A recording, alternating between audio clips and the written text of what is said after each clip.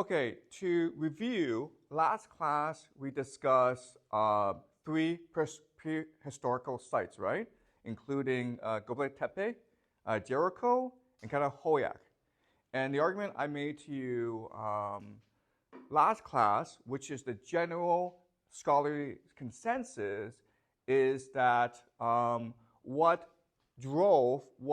compelled the transition to agriculture was the religious beliefs of the people at that time, okay? So it was humanity's religious impulse that drove our transition into agriculture. What I will show you today, okay, my argument to you today is that this religious impulse, this need for religion, this need to understand why we are here today and what we must be doing and where we're going, it's always been there, okay? In fact, religion is what makes us fundamentally human. And to prove this case, I'm going to talk about Ice Age cave paintings. So I asked you to look at these cave paintings that we found all around the world, okay, that go back 30,000, 40,000 years. And as you can see from those pictures, they're beautiful, right? And they're extremely creative, artistic.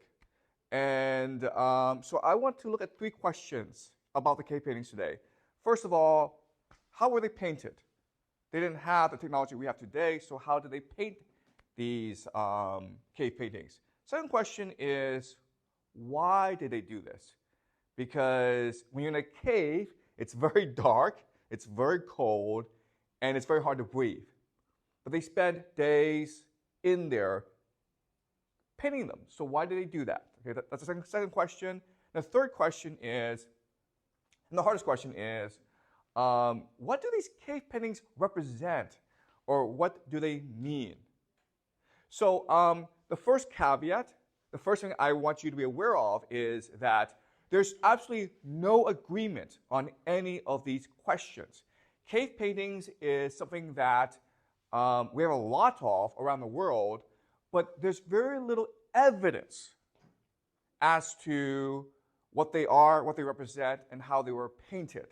So there are a lot of guesses, okay? And the case that I will present to you today is my own personal interpretation based on my research and my understanding of the evidence.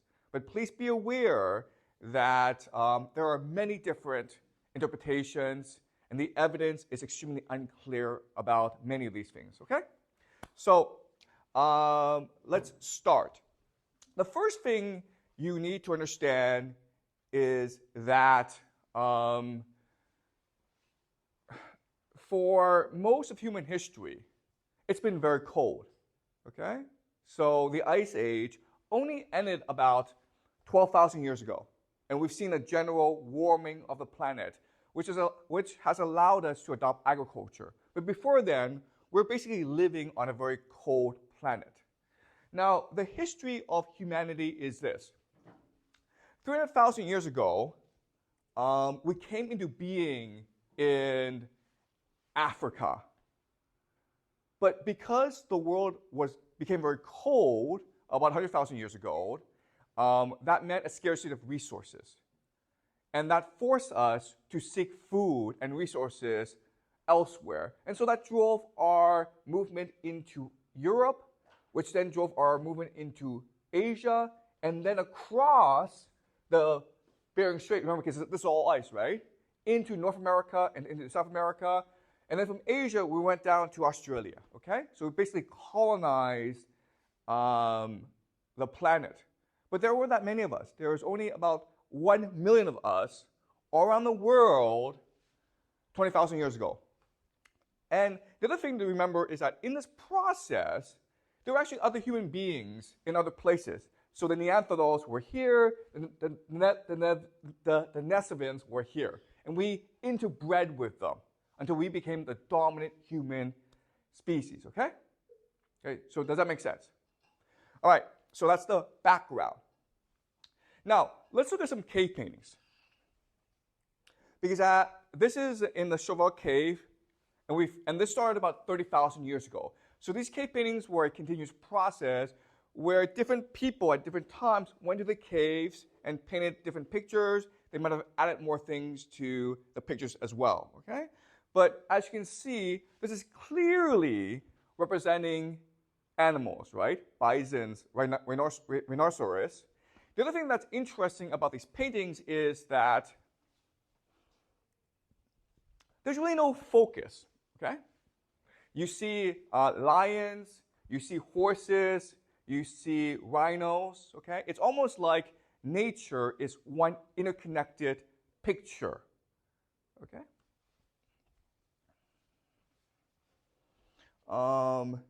These are lions, okay? This is Lacoste Cave about 20,000 years ago, and a very famous artist, Pablo Picasso, actually was invited into one of these caves, and he said that, wow, we learned nothing in 10,000 years, meaning that they were just as good back then as they are today. Artistically speaking, humans have not improved at all, okay?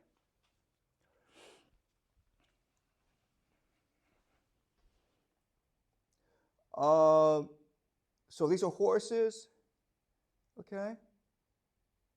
This is Altamira, Spain, which goes back to 34,000 BCE. And you can see that they're not looking for a realistic depiction of animals, okay? They're trying to imagine the natural world in their own way. Okay, so now the question then is, okay, how did they paint these pictures? So first of all, they mainly use red and black. Okay? Red came from ochre, which is a type of clay, and black comes from charcoal. Okay, so that's the coloring they used. Inside a cave, it's very dark, so they had to use lighting. Okay, so what they did was they got some animal fat and put fire on it. Okay, so they could see some of the caves, but not all of them. Okay, and then so now the question is, why did they paint these pictures? And a lot of the clue is this. A lot of the clue is where we found these paintings. And we found these paintings in a very special place in the cave. We found these paintings in the cave, the section of the cave where the acoustics was the best, the sound was the best.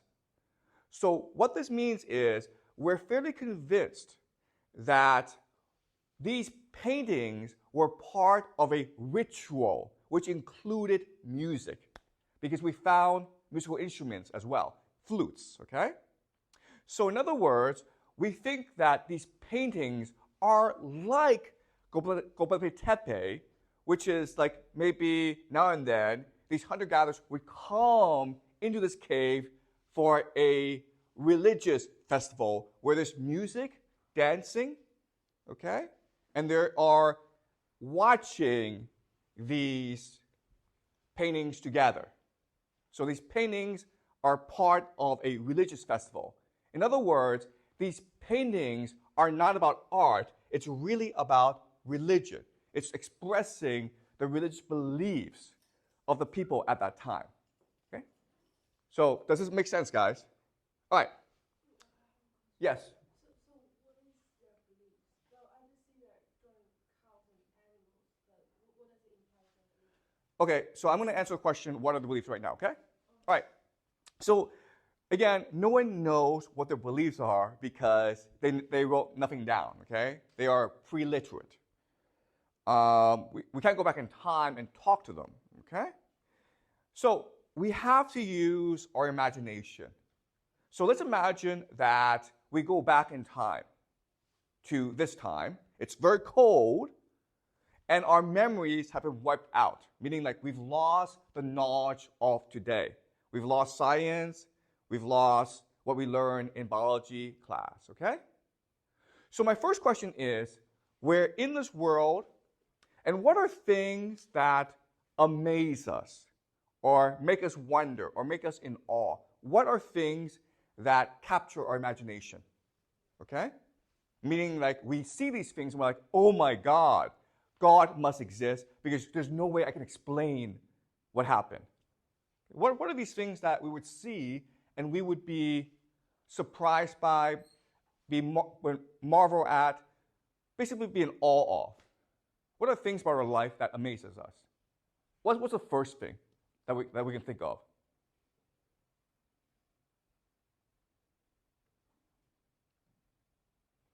What's the first thing? You're in this world, right? Use your imagination. What's one thing that's like, oh, okay, there must be a God, or there must be some supernatural powers that govern our world? What's the first thing that comes to mind? How about childbirth? Childbirth, right? Does that make sense to you guys? Because I'm a father, I have 3 kids. And I can tell you, when I first saw my child being born, I was amazed. Because you have this life come out of nothing, right? Okay, and if you never study biology, you can't explain what happened.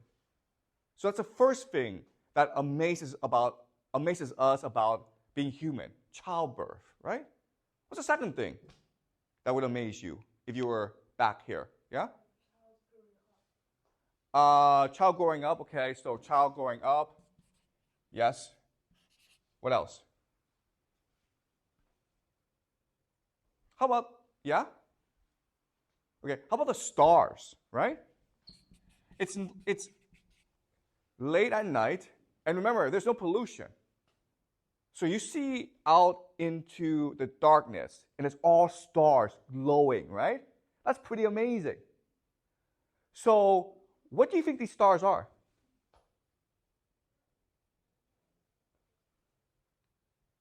You're staring out into outer space, right? And you see these stars glowing brightly in the sky. What are they? What's your own explanation, really? Excuse me? Okay, possibly, okay? Possibly souls or other worlds, okay? Planets, worlds.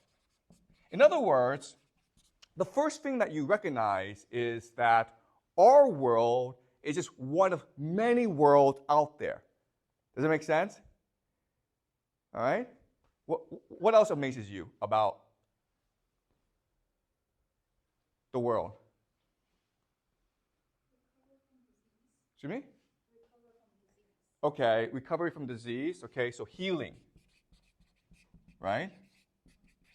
How do you explain healing then? What thoughts save you? Oh, the gods save you. Okay. All right, yeah, okay. So there are some supernatural powers. But another way to explain healing, okay, is that you have a body and you have a soul, right? And the soul could be one of the stars. So what's causing disease in this world is the soul and the body are in conflict. And so healing is about bringing the soul and the body aligned together, okay? And we think this because look at Chinese medicine, right? It's the same idea, right? Where the soul and the body are in conflict, right? And you want to align the two in order to heal. Okay? So other things that will surprise you is nature, right? The animals, the trees, the vastness of nature. Okay? Now, these are things that surprise us, and they force us to ask the question, why? So now let's try to construct a theory of how to connect all these things, okay? All right. So we know that the stars, there's other powers out there, right? There has to be gods or the soul of really great people or other planets or other worlds, okay? How does childbirth happen then? How does childbirth happen?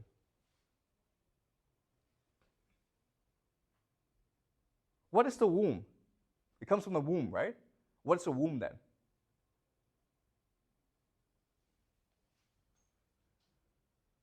a portal, a door, right? So what the womb is a portal that the soul comes from another world into our world.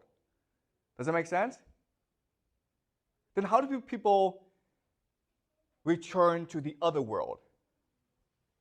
If the womb is a portal that allows souls to come into our world, how do these souls return to their world again?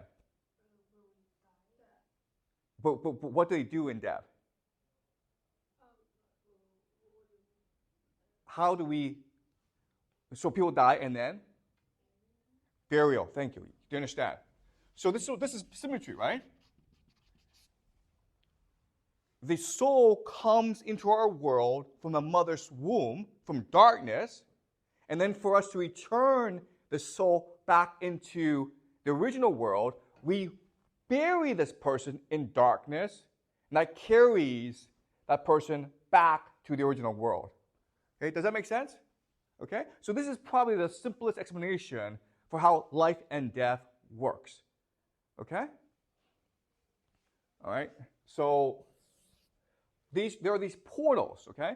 And what in nature most resembles a womb? What in nature most resembles a womb? A mother's womb. Like a cave, right? Do you understand? A cave. So we can think that, okay, we humans come from a mother's womb, which is a cave, right? A tunnel. But animals also come from a womb, which is a cave, okay? So the cave is a portal into another world. So why are we in the cave celebrating animals? Why are we doing that?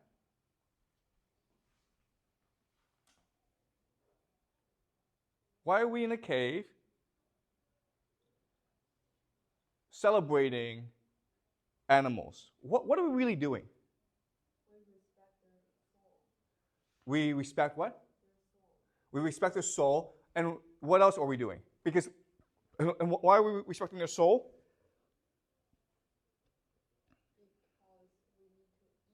Yeah, we kill them, right? So we kill them, and now what are we trying to do? Let them forgive us, but what else are we really trying to do? Once we eat them, what must we do now? Excuse me? Yes, bring them back, right? Do you understand? So we kill them, we think they go back into the spirit world, right? So now we have to summon them back from the spirit world into our world. Okay? Does that make sense? So, in other words, what this religion, what this belief is really saying is that we are all interconnected. And for every action that we make, we have to do something else to compensate for action, okay? So if we kill an animal to eat the meat, then we need to ask forgiveness and then bring this animal back into the spirit world to maintain balance and harmony in nature. Does that make sense, guys? Okay? So, why is it in this world there's balance and harmony? Why do we think there's balance and harmony? Because what gives life to everything? What's the force that gives life to everything? The mother goddess, right? Mother Nature. Okay? And so if we think that there's one force, the mother goddess, that gives life to everything, that means that for us, trees, animals, us, are all equal. We're all the children of Mother Nature. We all have souls, okay? And so what gives us permission to kill other animals?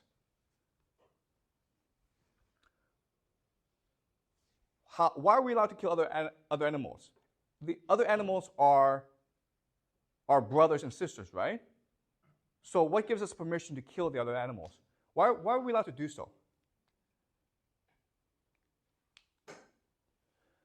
Okay, because Mother Nature, Mother Goddess has a plan, okay?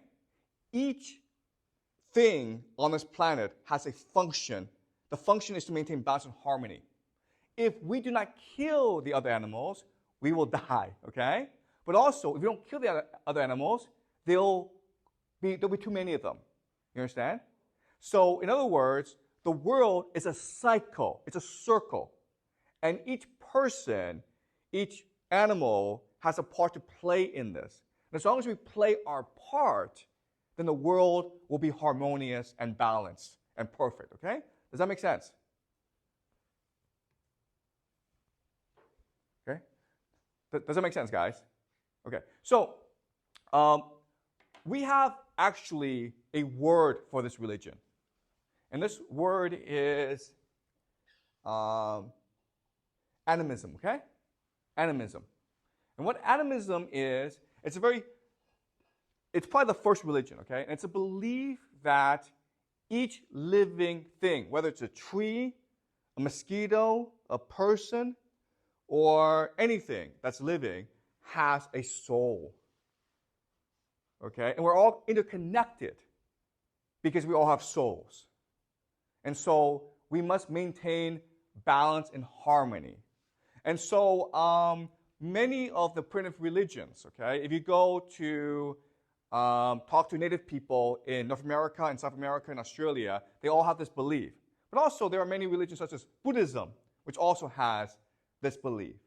Okay, and we believe that this is the first religion. Okay, so let's go over some evidence that this is, in fact, what they believed. Okay, so a recent discovery that we made is that trees talk to each other. Do you guys know this? So what happens is that trees, there are maybe thousands of trees in the forest, and their roots are connected through mushrooms, through fungi. And this allows them to share information. So for example, what we know is that if one tree in one part of the forest lacks nutrients, like water, okay, the other trees will send nutrients to that tree. Does that make sense? Okay, so it's almost like the forest is one big brain or one big living organism, and they're all trying to communicate with each other. Another thing that we've discovered is that if there are pests or insects that attack one tree, okay, this tree will automatically communicate to the other trees, and these trees will start to prepare for the pest or the attack, okay? And the third thing, which is the most interesting, is that trees will recognize their own children. So if the children, these children trees, need nutrients, the mother trees will send the nutrients to the children right away. Okay, does that make sense?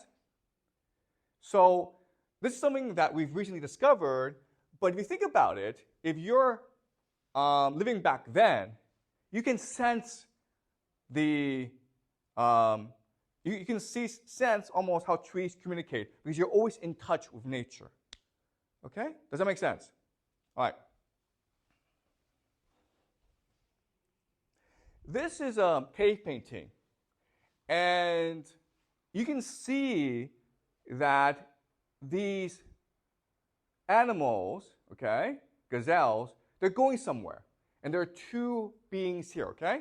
We believe that these two beings represent the mother goddess because as we discussed last class, the mother goddess comes in the form of a bird, right? The bird flies around the sky is the mother goddess. Okay, so it's almost like the mother goddess is channeling or herding the animals from the spirit world back into her own world. What you also notice is that these birds are almost like humans, okay? And so what we think is that the shamans dress up like birds in order to channel the energy of the mother goddess to control the animals, okay? Okay, and there's actually a lot of evidence for this. So this is clearly an animal, but this is also a person who's an animal, who's a human being, right? Because of the figure. So these are human being shamans who dress up like animals in order to better communicate with animals, but also to better communicate with the spirit world, okay? Okay, and this is actually a more clearer picture of shamans trying to access the spirit world. Okay, are we clear so far? So from this religion, we can guess that the people back then were extremely compassionate. They believed that everything has a soul and every life is precious. Okay? And one evidence for this is this. This is a skeleton. What's interesting about the skeleton is that it's a dwarf, okay? So there are some humans back then who are born with diseases or handicaps or physical deformities. This person is a dwarf. Now, this is interesting because dwarfs aren't able to contribute that much to your community, right? So as a hunter-gatherer, you need to hunt together to access meat, to get meat, to feed everyone. If you're a dwarf, you're not really doing that much. So in theory, because it's such a harsh life, being a hunter-gatherer, you would think that they would discard the dwarf, kill the dwarf, or maybe leave the dwarf behind, okay? But from DNA analysis, what we know is this. This skeleton, okay, this person had the same amount of food, the same quality of food as everyone else. Meaning that even though this person was not contributing to the community, everyone worked hard to make sure this person was treated well and was fed as well as everyone else. And at the end of this person's life, he was granted an elaborate burial, okay? And we know this from the archaeological research, yeah? Yeah, okay. Okay, does that make sense, guys? All right, so let me ask you this question.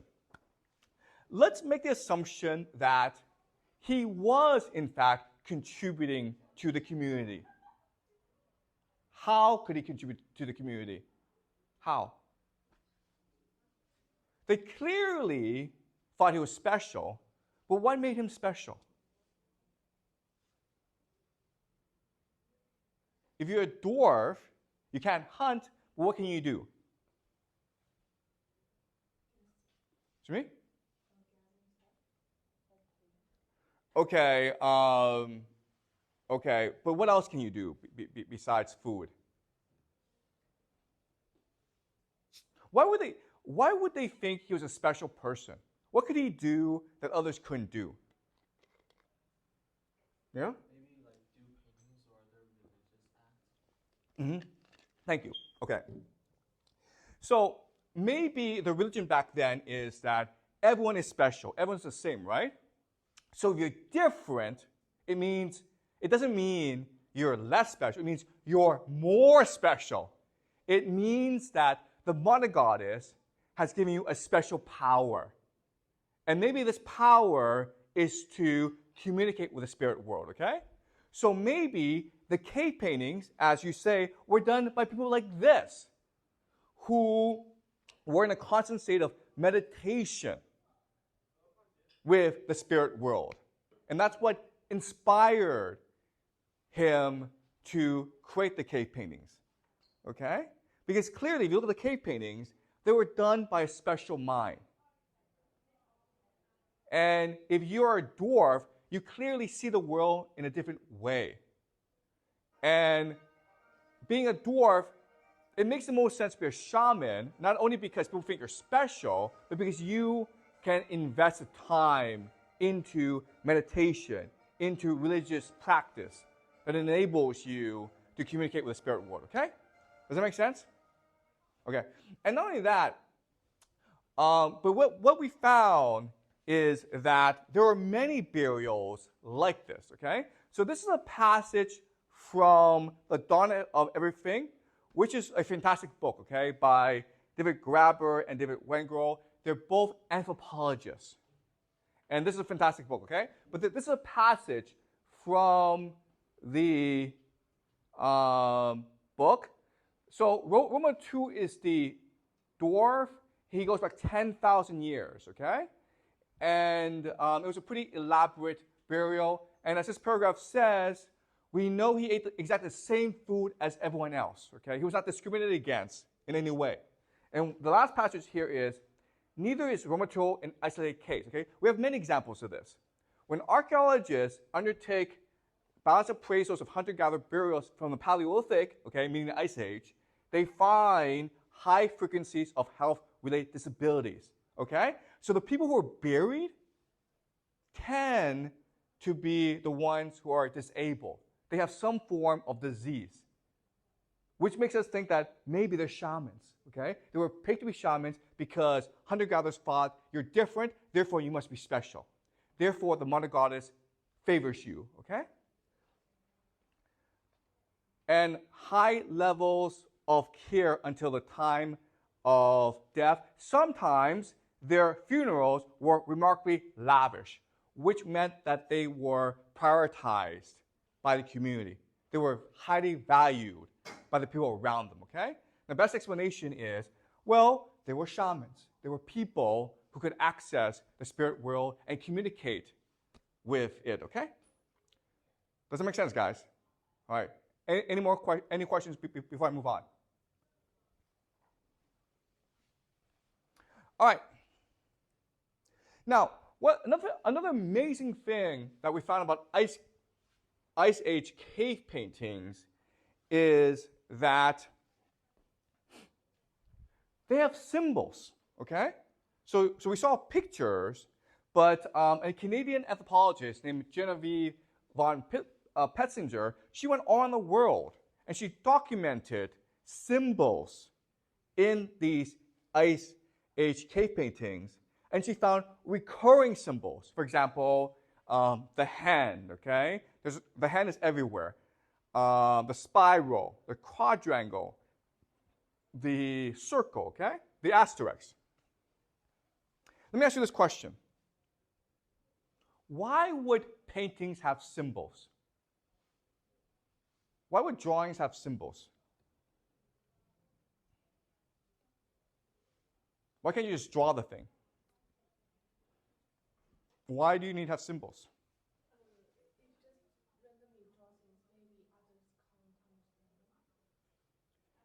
Okay, so you're right, okay? So we think that this is a written language, okay? It's one of the first written languages, which meant that back then, they actually had the ability to read and write, okay? So maybe this is a common language. What are some other possibilities?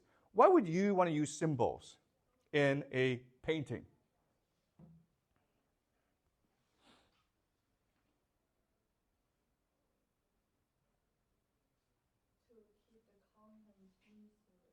Excuse me? To keep the content mysterious. Okay, that's interesting. Okay, to keep the content mysterious. And so where do these symbols come from? To keep the content mysterious, right? You have these symbols and their secret signs. Where are the secret signs from?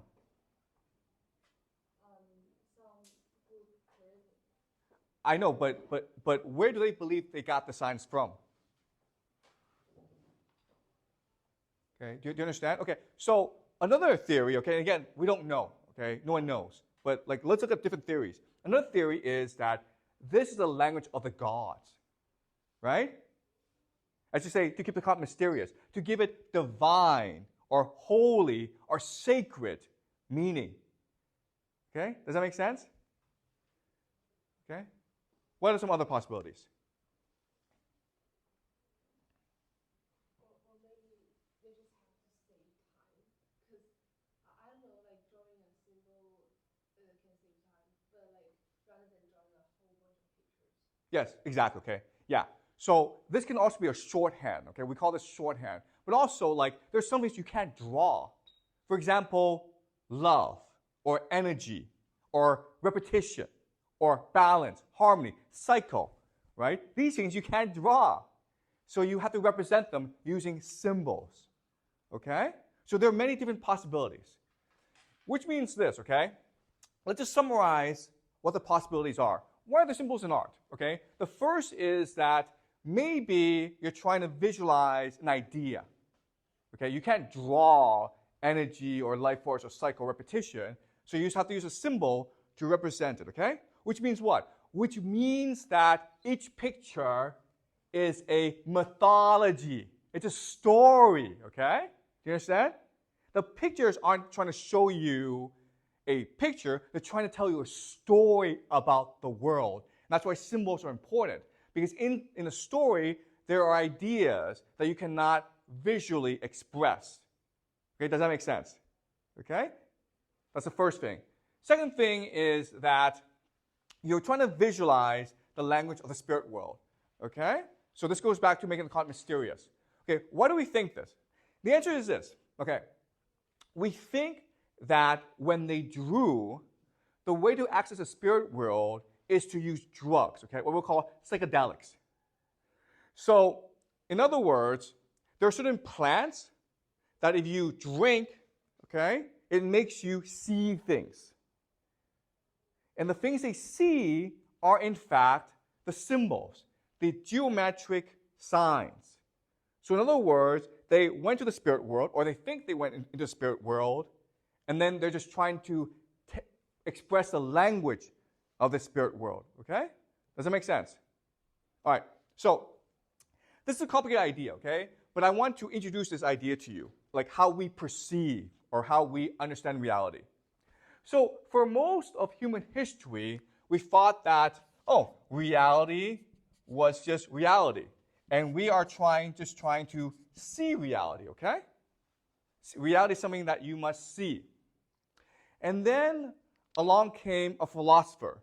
And he's a very famous philosopher. I want you to remember the name. But his name is Immanuel Kant. Okay? And he is considered the greatest philosopher who ever lived. Immanuel Kant, German. And his idea is this. His idea is that reality is not something that we experience or we see. Reality is something that we imagine, that we create with our mind. An example he uses is time and space. Okay? The idea of time, like 1, 2, 3, 4, it does not exist in nature. It doesn't exist, okay? It's something that our minds made up. So our reality is something that we imagine every day. Okay? Does that make sense? Now, what's really interesting is that Immanuel Kant was writing maybe over 200 years ago, okay? And today we have a new science called neuroscience. Okay? Neuroscience is the study of the brain.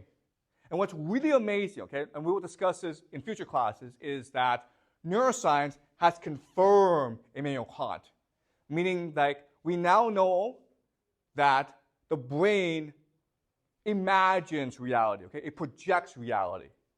Does that make sense? So what drugs do is they change the structure of your brain so that you see a different reality. Okay, does that make sense, guys? So that's what drugs do.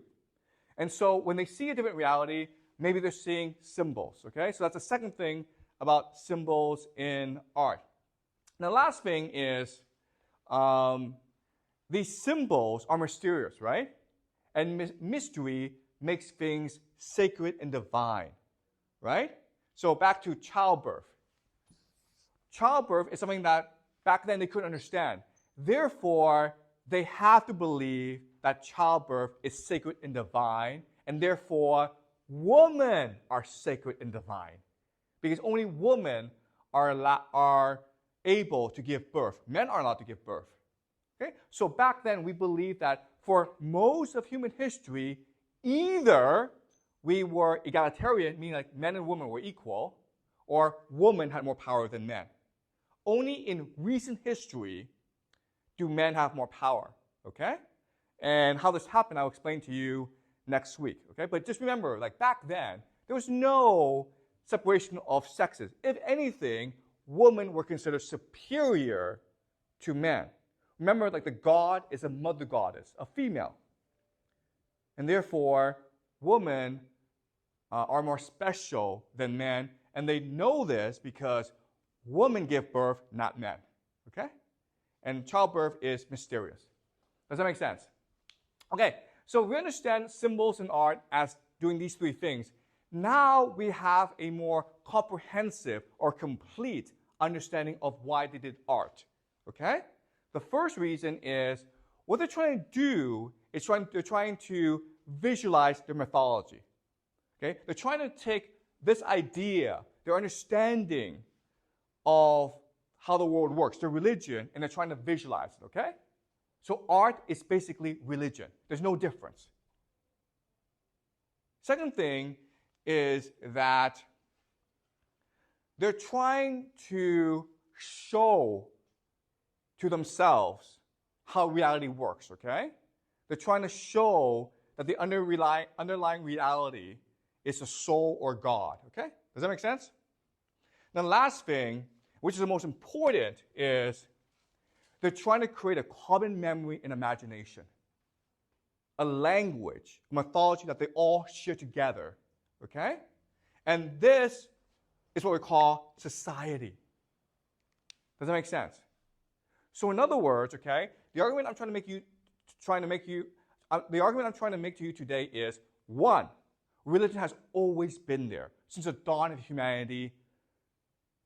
Okay, that's the first. Second thing is that religion allows us to communicate with each other, to be together in society.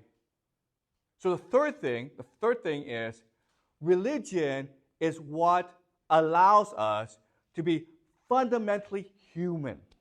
Without religion, we could not be human. We could not think. We could not communicate. We could not imagine.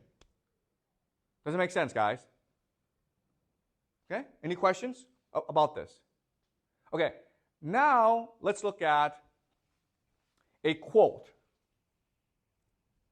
Okay, what is religion? Okay, and this is from Emile Durkheim. Okay, and I want you to remember the name Emile Durkheim. Okay, he's just as famous as Immanuel Kant.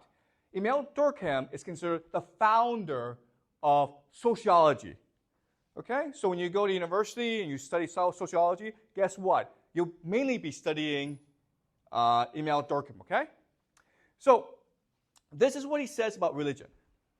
Religion is above all, okay, first and foremost, religion is this: a system of ideas by which men imagine society of which they are members, okay? It's to create society and the obscure yet intimate relations they have with it, okay?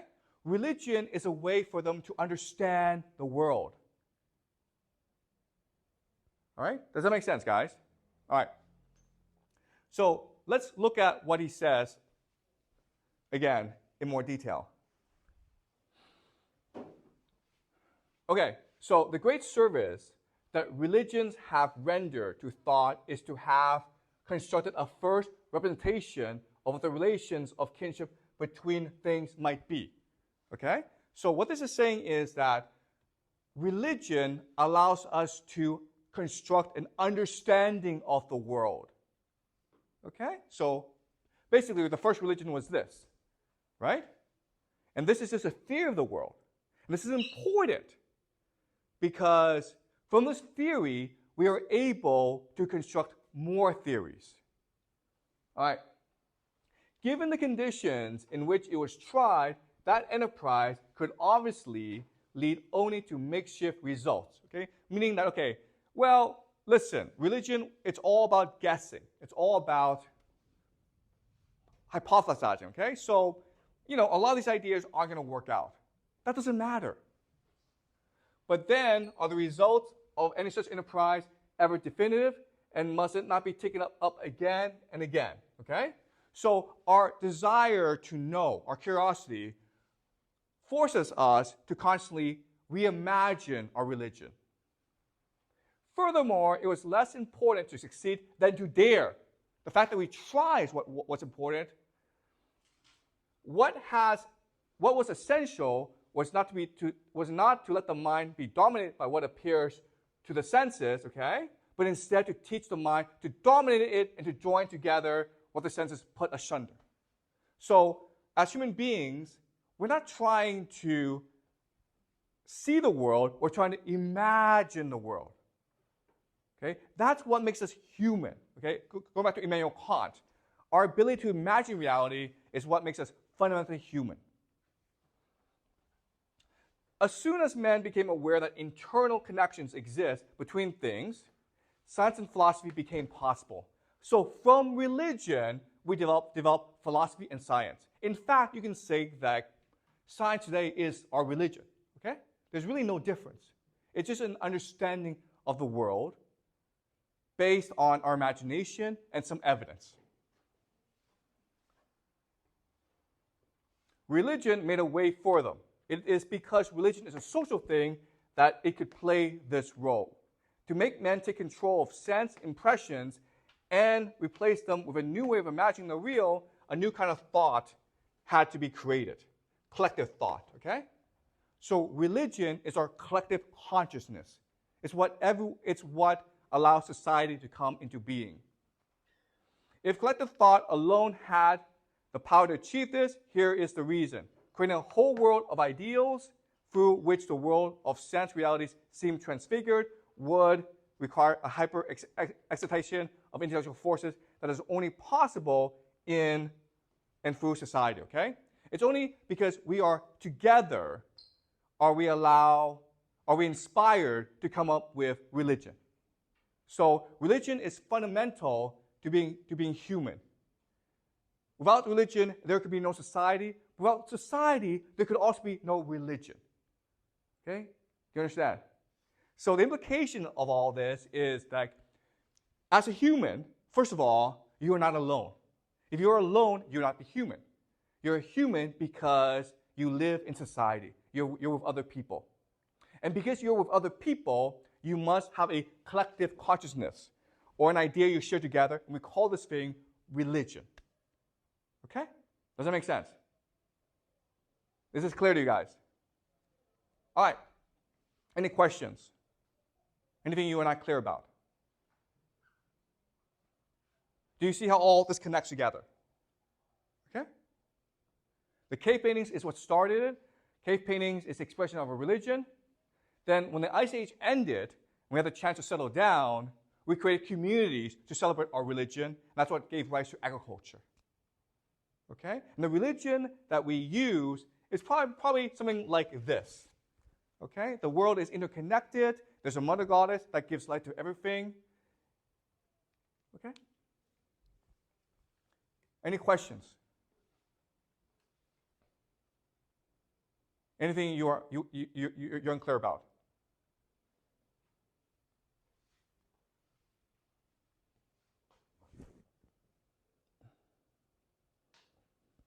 Yeah? Back then, well, is there like only one God, or is there like lots of different gods for different like careers? Like, because now we have different gods for everything.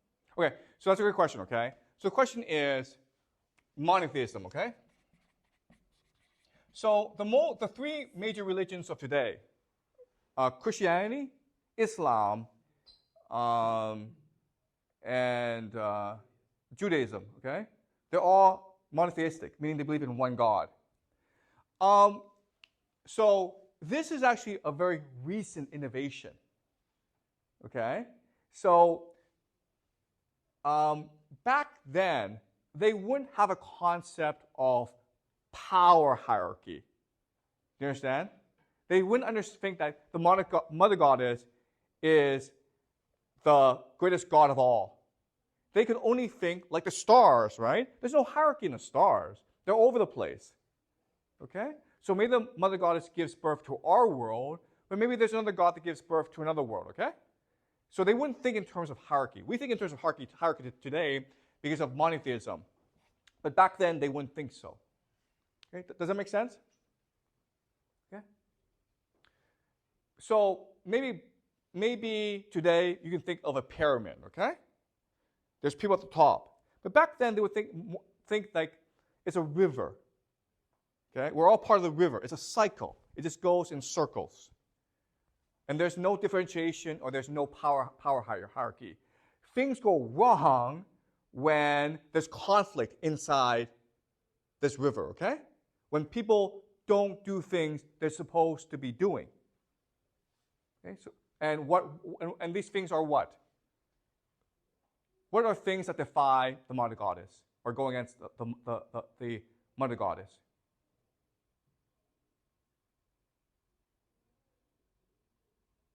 How about incest, right? How about killing animals without making the proper sacrifices? Right? So you just kill the animals, but you don't go in the cave to pray for them for their return. Okay? So in other words, in this world, religion is basically ritual. And this is something that we'll study next class, how religion is just ritual. Okay? Just habits and practices and actions. Any more questions? That's a great question, by the way. But monotheism is something that we will look at very closely in future classes. And it's very important because it's a basis for our society, okay? Any other questions? Yeah? You mentioned last class that we transformed to agriculture because of religion. Yes. But if a cave, you can also pray in a cave and it also serves the function of rituals, then why is it necessary to transform to agricultural society? But you can't live in a cave, though. Right? You can't live in a cave. You can only go there now and then. There's no oxygen in a cave. It's too dark. It's too cold. You can't live there. Right? So you're right in that, okay, if a cave were livable, they could build farms around that cave. Okay? So, okay, that's actually a great question, okay? Besides caves, what are some other portals in the world? What are some other portals into the world that have like spiritual energy besides caves? In nature. If you were back then, you would think that this place is special because it both connects our world and spirit world. And these places would be mountaintops, right? Mountaintops. Guess what? Göbekli Tepe was on a mountaintop, okay? Where else would there be portals? Rivers, okay? Rivers. Does it make sense? These are places that people would think are portals into another world, and therefore they are special. And we find that when they settled down and built agriculture, they did so on mountaintops and they did so around rivers. Okay? Does that make sense? But not caves, because you couldn't actually live in caves. Okay? Does that answer your question? Yeah, so basically, back to the Ice Age, people didn't live in the cave. You can't live in a cave. There's no food, and it's cold, and it's wet. Then where did they Great question, okay? Yeah, so they lived outside in tents. Oh, yeah, but not in the cave. No, you can't live in a cave. There's no oxygen. Okay? Any more questions? Okay, so your question actually makes me think of a point I want to end the class with, okay? So today we think that we are either economic animals or biological animals. Okay, so the person who introduced us, who introduced to us the idea that we are economic animals is Karl Marx. Okay, and his argument is that we are driven by our need to have money. Okay, and that's what we believe today, right? You're in school because you want to get good grades, so you can go get into a good university, and then you can go get a good job. Okay. Now, there are other people who believe that we are biological animals. And these are people are called evolutionary biologists. And they are inspired by Charles Darwin. So the idea here is that we are motivated by our desire to spread our genes, okay? So if I'm a man, I want to sleep with as many women as possible. Because if I sleep with as many women as possible, I spread my genes, right? But if you're a woman, you want to find a man who will be loyal to you, because the cost of child rearing is very high. Okay? Does it make sense? So, and we'll be discussing both these theories more throughout the semester. Okay? The argument I want to make to you today is that no, we are first and foremost a religious animal. We have the fundamental need to understand why we are here. We have a fundamental need to connect with everyone, okay? To connect with other people. But that does not mean that we are not economic and biological animals, okay? They all interplay together. Do you understand? So what we'll see later in the semester is that you might have a religion, but this religion is not meeting your economic and biological needs, then you have to either abandon the religion or change the religion, okay? But we'll also know that the economic need is not enough. You also need religion. So there is an interplay between economics, biology, and religion. Okay? And that's what drives human history. This is something that we will learn more about next week, okay? Starting next week. Okay? So, yeah, any more questions?